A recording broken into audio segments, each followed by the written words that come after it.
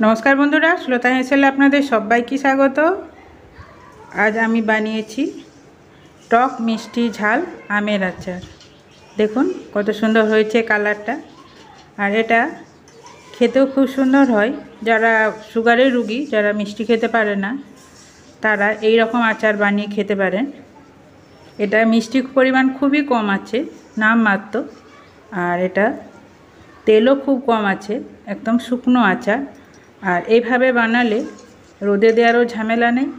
আর পুরো এক বছর এটা এরকম এয়ারটাইট কন্টেনারে রেখে দিলে বা যে কোনো কাচের বা চীনামাটির জারে রেখে দিলে এক বছর খারাপ হবে না, কিছুই না।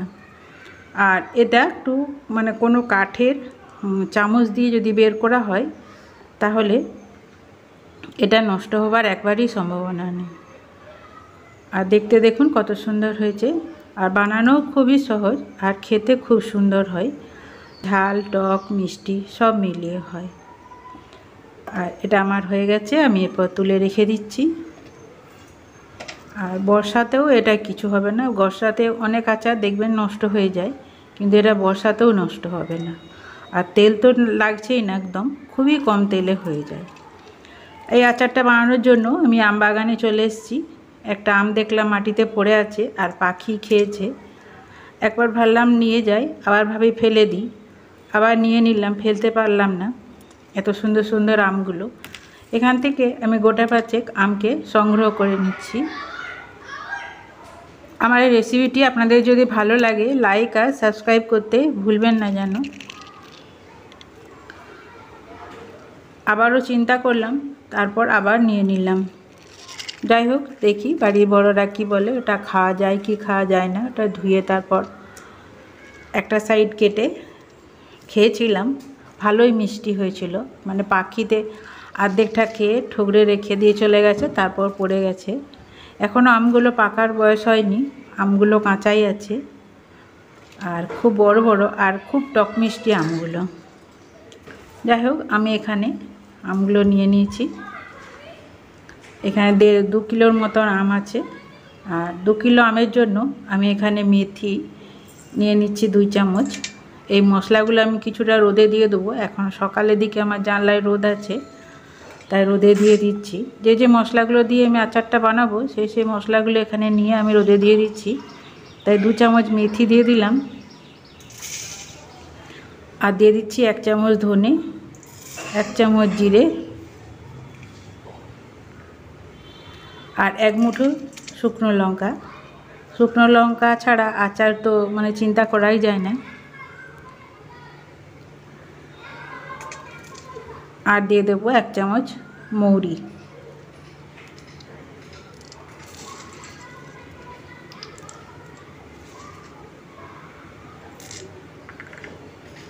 দিয়ে এটাকে আমি রোদে দিচ্ছি।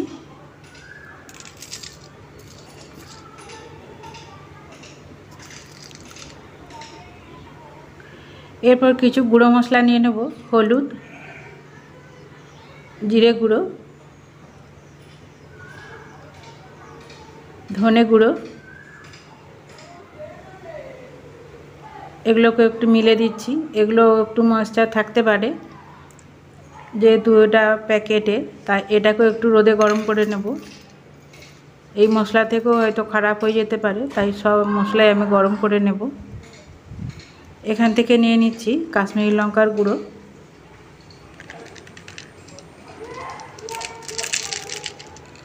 এখানে 2 চামচ নিয়েছি। আর নিয়েছি গোলমরিচের গুঁড়ো, আর নিয়েছি চাট মশলা। এগুলোও আমি শুকনো মশলা গুঁড়ো মশলা নিয়ে নিয়েছি, এগুলো রোদে দিয়ে দিচ্ছি।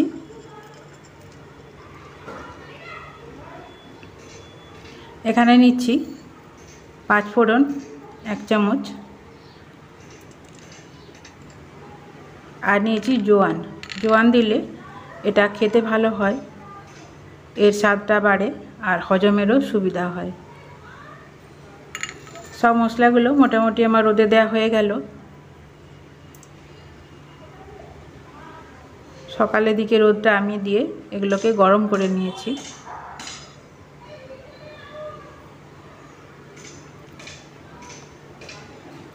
যেসব বন্ধুরা আমার এই রেসিপিটি দেখছেন তাদের যদি ভালো লাগে প্লিজ একটা লাইক দেবেন। আর এখানে ক্যারি পাতা নিয়েছি, ক্যারি পাতাটা আমি ধুয়ে রোদে দিয়ে দিচ্ছি। আমি দুটো পাতা আনতে বলেছিলাম, একটা ডাল ভেঙে নিয়ে চলে এসছে, যাই হোক ওটাকে আমি শুকনো করে নেব। এদিকে আমগুলো কাটতে শুরু করেছি, আমগুলো খোসা সহ এইভাবে কেটে নেব। প্রথমে মোটাটা কেটে নেব, তারপর এগুলোকে সরু সরু করে এই যে এরকম করে কেটে নেব। এটা খোসা সহই করব।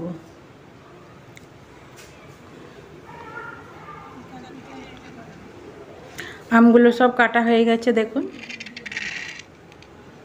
এরপর মাকে দিয়েছি আমি মশলাগুলো গুঁড়ো করতে। মা হাত পা মিলে বসেছে। এরপর একে একে গরম যে রোদে মশলাগুলো গরম করতে দিয়েছিলাম, গরম গরম অবস্থায় একটু পিষে দেবে আর কি শিলনোড়াতে। এদিকে আমি কড়াটা গরম করতে দিয়েছিলাম, কড়াটা গ্যাসটা জেলে দিয়েছি। দিয়ে এরপর এই এক বাটি তেল আমি দিয়ে দিচ্ছি, এটা সর্ষের তেল। এই তেলেই আমি আজকে পুরো রান্নাটা, পুরো আচারটা বানাবো। আর এখান থেকে ক্যারি পাতা আমি দুটো তুলে নিচ্ছি। ক্যারি পাতা দিলে এটা সেন্টটা খুব ভালো হয়। সব মিশিয়ে, সব মশলা, ক্যারি পাতা, লঙ্কা সব মিশিয়ে একটা সুন্দর গন্ধ হয়, যেটা বাচ্চা থেকে বুড়ো সবাই মানে প্রিয় হয়ে যায় আচারটা, এত সুন্দর খেতে হয়। এরপর তেলের মধ্যে আমি একটা ছান্তা দিয়ে দিচ্ছি।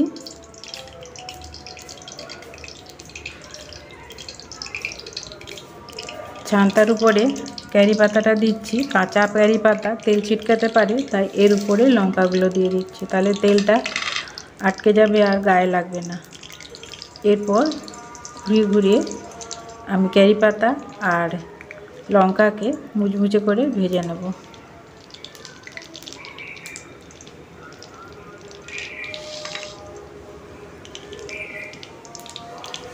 একটু ঝাঁকি ঝাঁকি নাড়িয়ে নাড়িয়ে আমি এগুলোকে ভেজে নেব।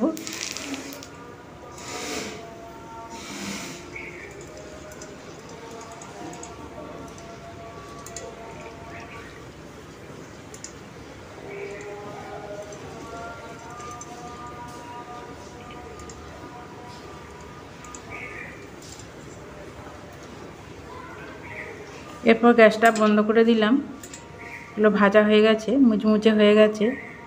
এরপর ঠান্ডা করে নেব, তারপর হামালদিস্তা এগুলোকে গুঁড়ো করে নেব। একটু মিহি গুঁড়ো না করে দানা দানা রাখলে আচারটা ভালো হবে। এরপর ওই তেলের মধ্যে আমগুলোকে আমি ভেজে নেব, একটু লাল লাল করে ভাজবো। অল্প অল্প করে দিয়ে দিয়ে আমগুলোকে সব ভেজে নেব।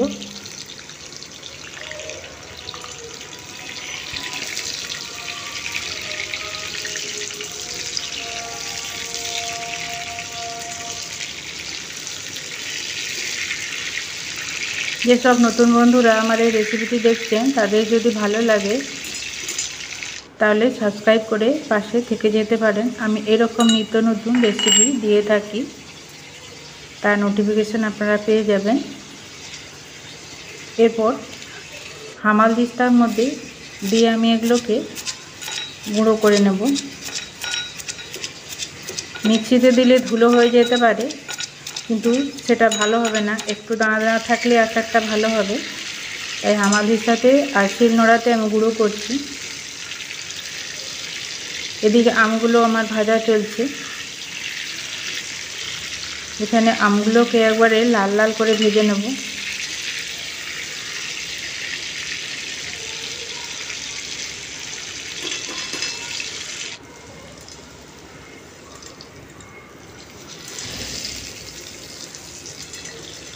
আমগুলো দেখুন ভাজা হয়ে গেছে, এরপর আমি তুলে নিচ্ছি। যখন দেখবেন আমগুলো থেকে আর চড়বড়ে আওয়াজ হচ্ছে না, শান্ত হয়ে গেছে তেলটা, তখন জানবেন আমগুলো ভাজা হয়ে গেছে। এরপর আমগুলোকে ছেঁকে তুলে নেব।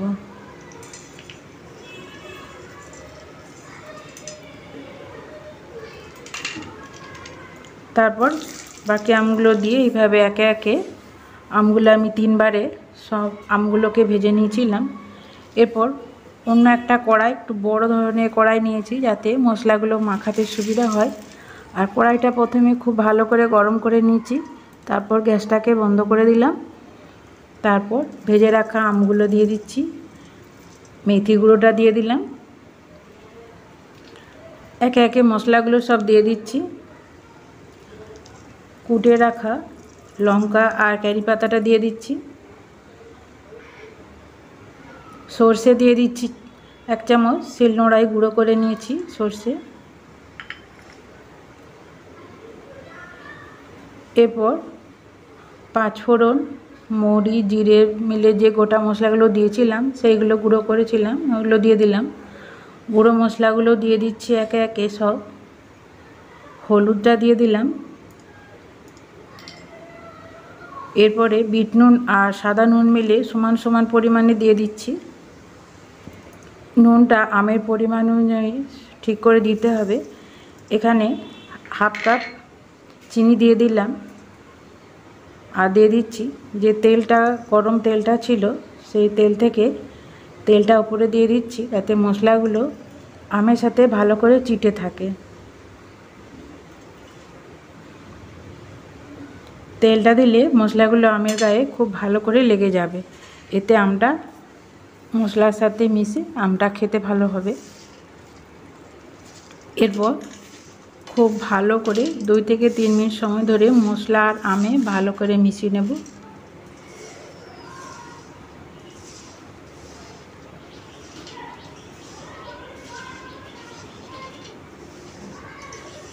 মশলাটা যত ভালো করে মেশানো হবে আমের গায়ে তত মশলাগুলো লেগে যাবে, আর এতে আমগুলো খেতে ভালো হবে, আটাও ঠিকঠাক হবে।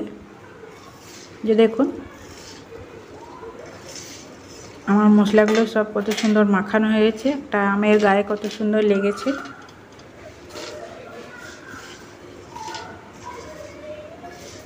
টক ঝাল মিষ্টি আমের আচারটা আমার রেডি হয়ে গেছে। এরকম করে বানালে আর রোদে দিবার কোনো ঝামেলাই থাকে না, আর নষ্টও হবে না, ফাঙ্গাসও হবে না। আর সবসময় চেষ্টা করতে হবে হাত না লাগিয়ে এরকম কাঠের কোনো হাতা দিয়ে বা কাঠের কোনো চামচ দিয়ে যদি আচারটা বের করা হয় তাহলে আচারটা 1 বছর ছেড়ে আরও বেশি দিন ভালো থাকবে। আর এটা এরকম শুধু মুখেও খেতে খুব ভালো লাগে এই রোদ গরমের সময়। তাছাড়া রুটি দিয়েও খেতে ভালো লাগে, আর ঝালমুড়ির চাট হিসাবেও ভালো লাগবে। আর এই যে দেখুন কাছ থেকে দেখাচ্ছি আমটা দেখুন কতটা লোভনীয় হয়েছে। আমার এই রেসিপিটি ধৈর্য ধরে দেখার জন্য আপনাদের অসংখ্য ধন্যবাদ। আপনারা সবাই ভালো থাকবেন। আর আমার এই আচারটি আপনাদের যদি ভালো লাগে তাহলে কমেন্টে জানাবেন আমার আজকের এই আমের আচারের রেসিপিটি কেমন লাগলো, মানে টক ঝাল মিষ্টি আমের আচার, সেটা আপনাদের কেমন লাগলো।